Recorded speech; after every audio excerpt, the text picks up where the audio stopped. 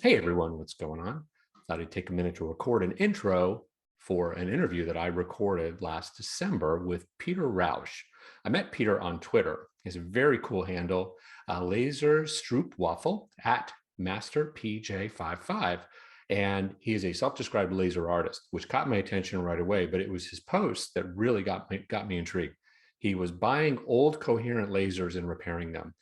He has a very much of a maker hacker mentality, self-taught laser engineer, and he does laser shows. Now, what Peter is doing goes far beyond just putting a bunch of flashy lights on a stage. He's actually creating 3D sculptures using lasers, which is a really fascinating concept. And I hope that after listening to this interview, you'll also agree this is a really cool guy doing some really amazing things and someone to follow. So without further ado, on to the interview. Thank you.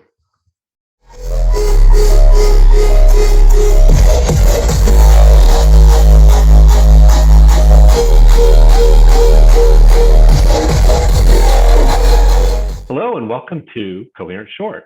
I'm Jeff Nolan, and with me today is Peter Ruysch, freelance laser developer who actually works with laser event show companies as well as produces his own events.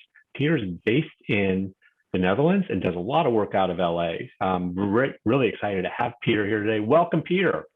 Hi, nice to be here. Hey.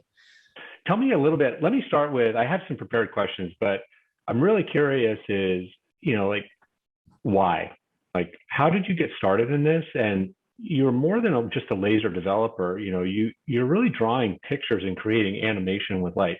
Tell us about how you got there, how you got to this point. Yeah, sure. So when I was about 16 years old, the early days of YouTube, I saw someone recording a laser light show. And this was more like an animation with a laser projector. Like normally with a laser light show, you have a laser projector pointed towards you and you can see the beams and that's all great. But in this case, the person had the projector rotated towards the wall and he was projecting animations. And I was like, wow, this is amazing. I did not even know that you could influence these patterns and everything to make actual, characters and text. And I was like, wow, this is amazing. So it's kind of like, it's so different that it feels like it's out of place. And it got me really excited when I found out that they use a computer to control all this. So I got in touch and I actually got to meet this person, and I got to see my first laser light show animation when I was 16, almost 17. And I was like, this is what I want to do. This is amazing.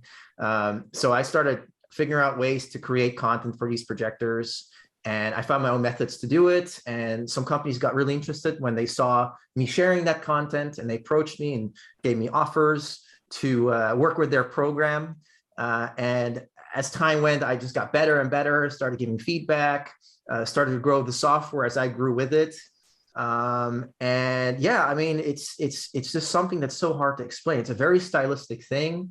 For example, with a laser, if you project an image, you usually have this thing we call speckle. It's like a sort of grainy noise in the beam, but you also have this in the projected image. So you can almost instantly tell that it's not a video projector at that point. And the contrast is super deep. So I've always heard something that a very high contrast image makes you remember something more easy. And I noticed as well, when you do a show, I heard a lot of people years from that point on talking about that show still. So I bet there is something to that. And that's kind of what stuck to me. Yeah. Yeah, and I actually became aware of your work through Instagram, actually your Instagram feed, which I'll put a link in the description for everyone to follow. And it's the 3D sculptures that you're doing with light were like totally mind blowing, because part of it is like, how do you do that? Like, how do you stop the light at the right point, right? And I was looking at one of them. I think it was it was a pyramid. It was essentially a pyramid. And I was thinking it was so beautiful because it's so utterly simplistic, but it must be incredibly hard to actually make that happen with light. Yeah, there's a lot. So the thing with the difference with video and lasers is the laser can only project so much. So everything is based on precision. You can't hide flaws in an image. The images have to be efficient. And there's a lot of tools nowadays that that used to be there in the past. Like, for example, now we have a plugin for 3ds Max where you can take a 3D model or 3D animation and convert it back to a vector image, which is what laser light show animation is. It's vector animation. And it's very tricky because you need to have the animation skill, you need to have modeling skills like regular video production, but then there's an additional layer of restriction where you have to figure out ways to make something be clear without going crazy on the details. You can sketch and scribble. It has to be like right there in clear defined lines while being artistic and vibrant, so that's very difficult. And obviously there's the great part of it, laser light shows, is you can project on any surface at any distance and it will still be sharp. But there's a lot of things to that as well. I mean, if you project a line on a curved surface, it's going to distort and warp. So you have to figure out lots of ways to work with your surface. Yeah, that's quite hard.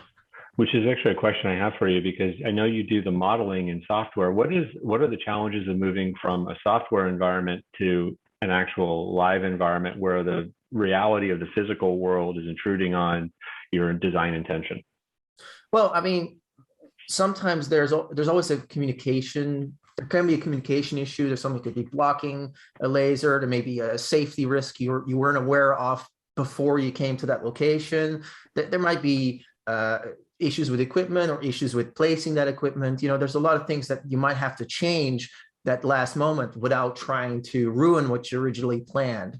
Obviously working from a lab or from a home, it's like an ideal scenario where if you're out in the field, anything can happen. Storm, wind, you have to accommodate that without essentially just saying, all right, it won't happen, Dust at Coachella?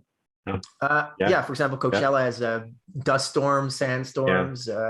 That's also very hard on the equipment, but also, it's partially outdoors. You have wind, so some effects that require smoke, some they fall flat. So you have to really factor in that things like that can happen, and you have to have a plan B that can compensate for those issues. Yeah, and you have a background in robotics and mechanical engineering. I was really interested to learn that. And how important is that in your skill set as you produce these events? I think that's very important. I mean, well, first of all, with these projectors, we use two motors with a mirror at the end, which is called a galvanometer, that scan an XY image with one single combined color laser dot to make these images, and that has a limitation. I mean, there's a thing we call inertia, there's image distortion, there's a lot of things that these motors have to do and we expect them to do, and they can only do so much. They can get stressed out, they can start overheating, and these are all factors you have to factor in when designing the projector, when making content for the projector. These things are thrown around. Sometimes it's not always in your hands. Sometimes someone else would be taking care of carrying that equipment, and who knows, they might be very not so delicate with the equipment that you would be. So if you take it to the show, you prefer it to be aligned, or if you need to fix that problem, you need to be able to fix it on location, quickly align it. So everything is based on time and knowing that someone else might not be as careful as you are. Interesting. So laser shows have been around for a long time, and I'm really curious to hear from you, like, how has the equipment, the production, and more importantly, the expectations changed over the years? Well, so, I mean, laser light shows kind of started at planetariums with big gas lasers. That's long out of the window now. Most people use smaller compact projectors that you can carry with one hand or even with two fingers, super, super light. But what has changed is, cost has gone down. So the entry barrier has become easier for people, for younger people especially. The software is being more accessible. There's more tools that people are more familiar with, like Blender is just recently came out, a tool for Blender that's essentially almost free. I think that the future is that we went from a hobbyist market of people that would spend a lot of money and building their own enclosures I've heard stories of out of wood, which is not a good design tool for something that gets hot. And some people made it out of computer cases. That scene has kind of gone now that the price has dropped. and more people are just buying their projectors and spending more time on the software. So a lot of young people who see this kind of stuff, they give it a shot because they can, and they, you know, there's people definitely in artistical inspiration or artistical, you know, experience or just an advantage in creative that are now entering this industry. They don't need to be an insane scientist, engineer to at least get started, you know, like they can definitely enter this more as a software person.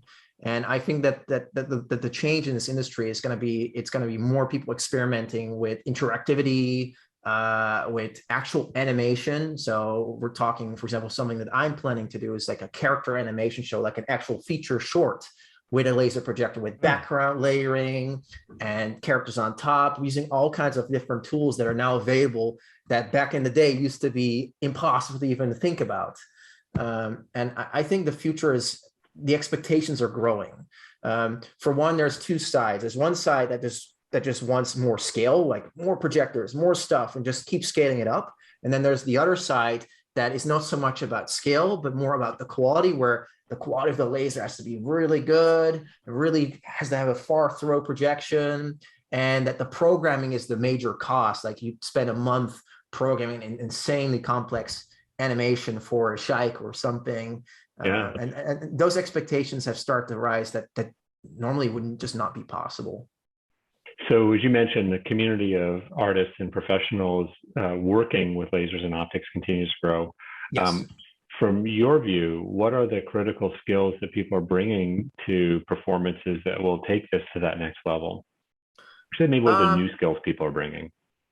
I think it's the younger mindset of you know, basically people just trying. Like some people will take a piece of software and read the manual and stick to the manual to a T, and they actually haven't learned the intricate stuff that a program can provide. But there's definitely a lot of people out there who don't read the manual, which is, you know, usually you'd say, please read the manual. But some people try to solve these problems without reading it. And that's actually a very good thing, because it gives you a very different approach to solving the issue. It really lets you understand those tools to the point you don't really have to think about them anymore. And then you just get an issue presented to you, and then you start thinking methodically how to solve that problem. And I think that's a really important skill, something that it's not really related to an education, it's more related to a mindset. And that mindset is really important, because this industry is very about problem solving and being accommodating. And under time and pressure, I mean, under pressure, everything can happen. People make mistakes. And if you're really like confident about those skills, you can live with that stress and still make a good judgment. Aside from that, I mean, there's obviously skills like sculpting, 3D sculpting, which is kind of like clay sculpting in 3D with a tablet pen, where you make your models, or animating or rigging, just like regular movie and film production or game design even. Those skills are very important, in my opinion. With the beam animation part, like where you actually see the beams, I think just having a good feeling of rhythm, a good sense of color is very important, which, I mean, for some people that means they come out of a lighting design background, and some people actually just start experimenting with colors, and what they like, they keep, and they read books on color theory, which is, in my opinion, very important. That basically gives them a sense of, hey, this colors radiates a tension, and this color is more of a feeling of calm, and this color is warm, and this color is cold. All those things really come together to make someone a better artist in laser light show design. Awesome. So someone on my team follows you on Instagram and said, oh my God, he did the show with J Balvin, my favorite Reggaeton artist.